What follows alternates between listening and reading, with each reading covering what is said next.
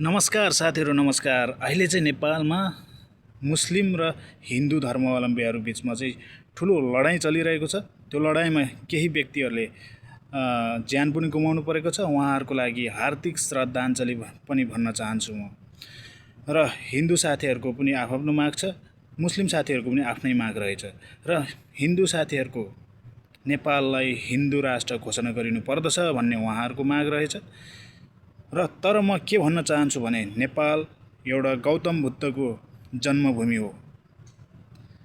त्यसै कारणले गर्दाखेरि नेपाललाई एउटा बुद्धभूमि, शान्तिमय शान्तिभूमि बनाउनु पर्दछ भन्ने मेरो जोरदार माग छ।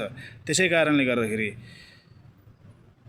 नेपाललाई बुद्धिस्ट राष्ट्र घोषणा गरिनु पर्दछ भन्ने मेरो माग छ।